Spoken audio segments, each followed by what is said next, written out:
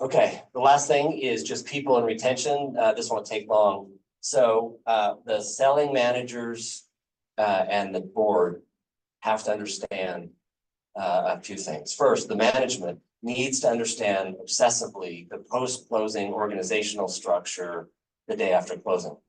I've seen cases where people don't ask during due diligence. They just assume that after closing, everything's going to be fine.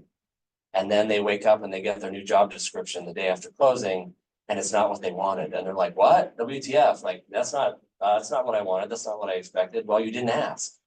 So don't be surprised the day after closing. You need to understand who you report to, what your job description is, what your bonus structure is, what your bonus targets are based on, and what the org structure is in the entire company. The other thing is understand and get in writing what the buyer's expectations are for success. How do they define success for your company, for the acquisition? Because if you don't understand how they evaluate the success or failure of your company, you're doing it wrong. You need to understand obsessively, how do you get judged? What does the success look like? And if their bar is too high, then you need to do some setting of expectations before closing. You got to be careful, because if you set their expectations too low, then they're like, well, then why am I buying the business, right? So yeah, there's a balance there, but there shouldn't be expectations that are completely out of whack before closing. You need to have these conversations, get it in writing, and make sure that everybody's on the same page. The other thing is that employment agreements are key. So the key managers in an acquisition will be and should be offered an employment agreement with a new company. Subject to closing, here's your new employment agreement. It has the termination provisions. It has their job title. It has their salary and their bonus structure. I've seen this, doesn't happen very often, but I've seen this where some of the key managers say, hey, you're not paying me enough. Like, I don't want to do this. I'll just go work somewhere else. And then the buyer freaks out and they're like, the management team doesn't come with this deal. Why am I doing it? Right? I'm not going to do this deal if the senior management team doesn't come along. And so then all of a sudden the deal's on hold. And the board is like, what's going on? Like, why is this deal suddenly at risk? You know, closing is supposed to happen next week, and we're all supposed to get our money next week.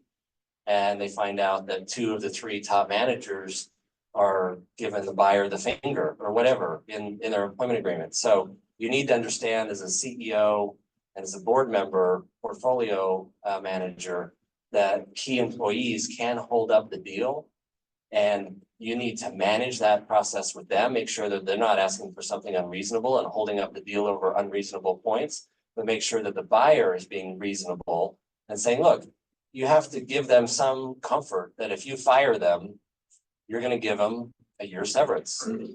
And that's reasonable. That's market. That's what everybody does. So if you're not offering them that, you need to offer them that. And you need to twist some arms to make sure that it doesn't jeopardize the deal. Doesn't happen a lot, but like I said, you can run into a problem if you're not managing this risk personally. And then as a manager, you have to realize you do have some leverage at this point. You know, like I said, everybody wants you to go to the new company. The sellers really want you to go. In some cases, if you feel like you're not getting paid enough, and the board is like, look, man, I'm getting my payback for my fund here. Like, this is extremely valuable for you to go, so my fund gets paid, right? And the CEO is like, hey, dude, you got to come with me because I'm a founder and this is how I get paid. Well, don't be an unreasonable jerk, but realize that if the buyer isn't paying you enough and everybody wants this deal to happen, there's other ways to structure it. Maybe the board is willing to give you a deal bonus that on the day of closing, if you're not getting paid enough, you can get a deal bonus, 6-figure check. And all of a sudden your pay issues kind of melt away because you're going to get a nice, really nice bonus.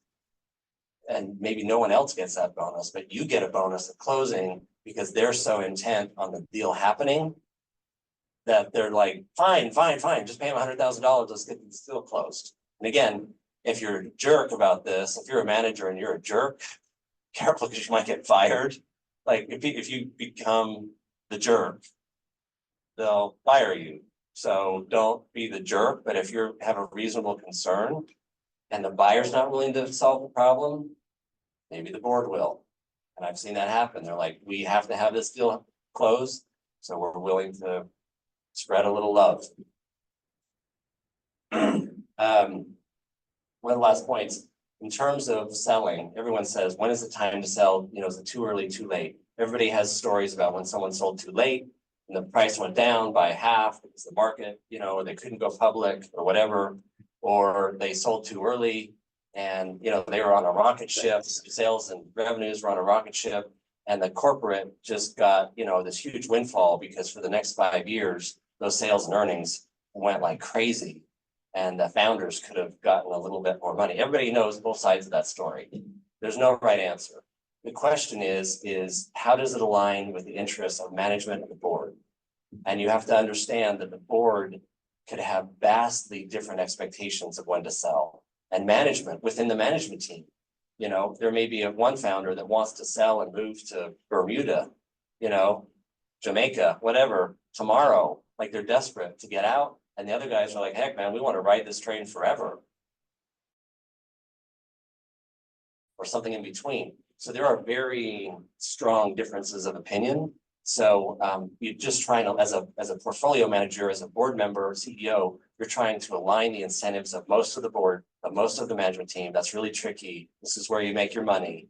And but you have to understand the situation first in order to be able to deal with it. And you have to understand that, you know, the board is not going to be unified on this. Some people who just invested will want to ride this train for 5 more years. The people who invested early and need to take a win and a marketing win for their fund or for their angel group or whatever are going to want to sell immediately because it's a great price and it's a great return for them because they've been in for 5 or 6 years. So just be aware of the conflicts of opinions. That's it. My email is here.